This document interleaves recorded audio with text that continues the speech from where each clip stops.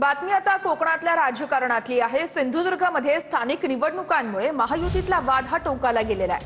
2 तारखेपर्यंत युती टिकवायची असं रवींद्र चव्हाण म्हणाले होते। यावरती आता युतीबद्दलचं वक्तव्य ही धमकी असल्याचं निलेश राणे म्हणतात।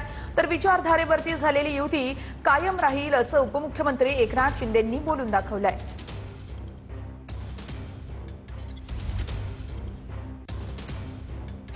तुमचं स्पष्टीकरण द्या। निलेश राणे काय बोलतायत? सर, निलेश राणे काय बोलतायत? निलेश राणे म्हणतात की रवींद्र चव्हाणांचे लोक पैसे वाटतायत। एक मिनिट थांबा जरा, एक मिनिट। 2 तारखेपर्यंत मला युती टिकवायची आहे, मी नंतर उत्तर देईन। 2 डिसेंबर पर्यंत युती टिकवायची रवींद्र चव्हाण म्हणाले।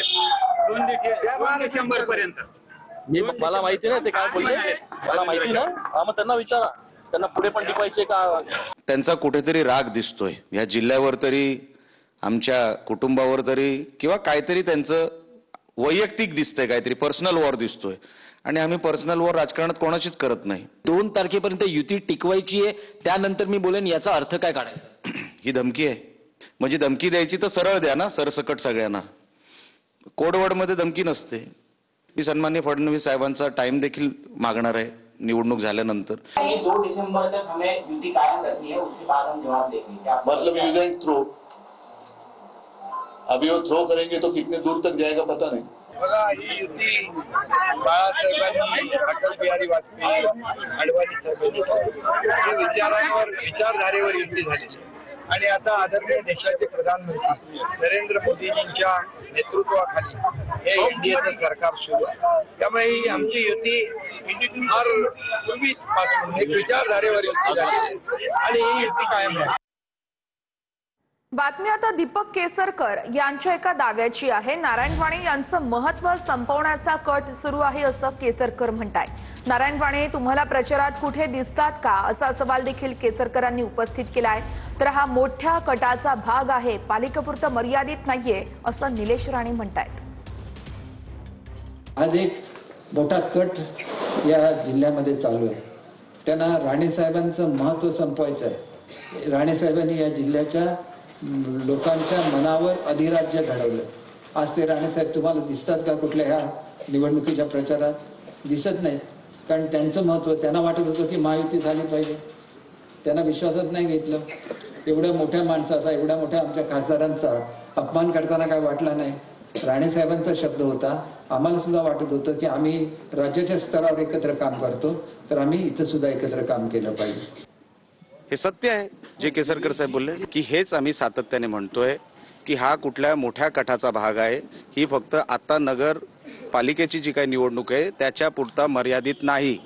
मी हेच मागच्या 20 दिवसांपासून म्हणतोय की चुकून हे जे काय तुम्ही घडवलं, हे जर पुढे असंच घडत गेलं तर ह्याचे परिणाम अजून तीव्र होतील।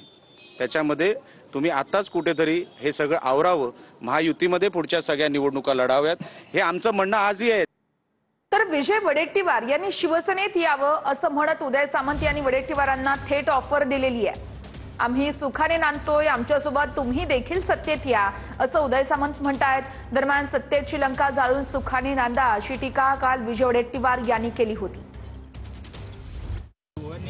आपली लंका जाळून सुखाने नांदावं अशी टीका विजय वडेट्टीवारांनी केली। आम्ही सुखाने नांदतो, आम्ही नांदत असताना तुम्ही शिवसेनेचा धनुष्यबाण घ्या। राजन पाटलांच्या मुलाचं अभिनंदन करतो असं सदाभाऊ खोत म्हणाले। अंगावर आल्यास शिंगावर घ्यायचं असं खोतांनी अजितदादांविरोधात वक्तव्य केलंय। सदाभाऊ खोतांकडून अजितदादांना चॅलेंज देणाऱ्या बाळाराजे पाटील यांचं देखील समर्थन करण्यात आलेलं आहे।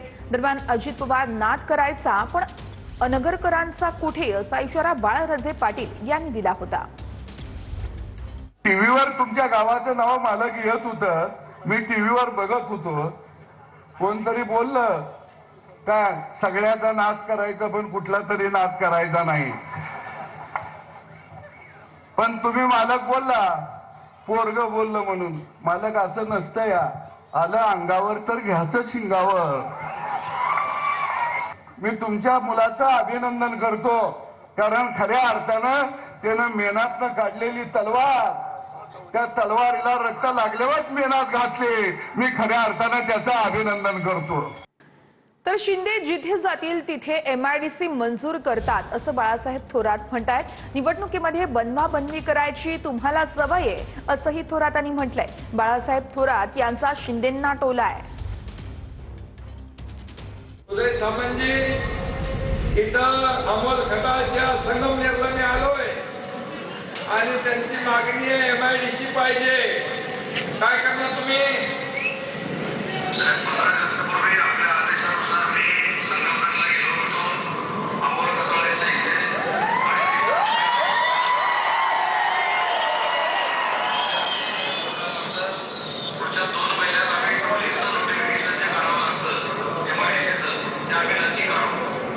नोटिफिकेशन 2 महिन्यात काढणार।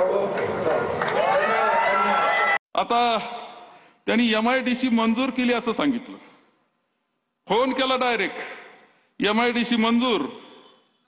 अमोल खताळच्या संगमनेरला मी आलोय आणि त्यांची मागणी आहे MIDC पाहिजे। काय करणार तुम्ही?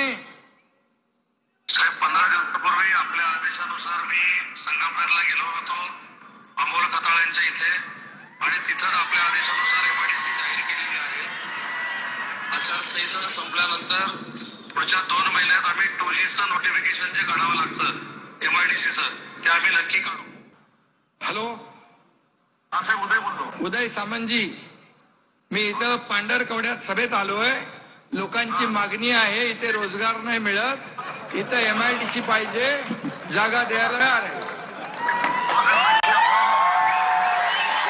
जिथं जाल तिथं MIDC मंजूर। लोक म्हटले पाणी पाहिजे, आम्हाला थोडं पाणी पाहिजे, ते म्हणतात धरण मंजूर। लोक म्हणतात धरण कसं काय होणार, नदी नाही, नदी मंजूर। नदीला पाणी कुठून येणार, डोंगर पाहिजे, डोंगर मंजूर।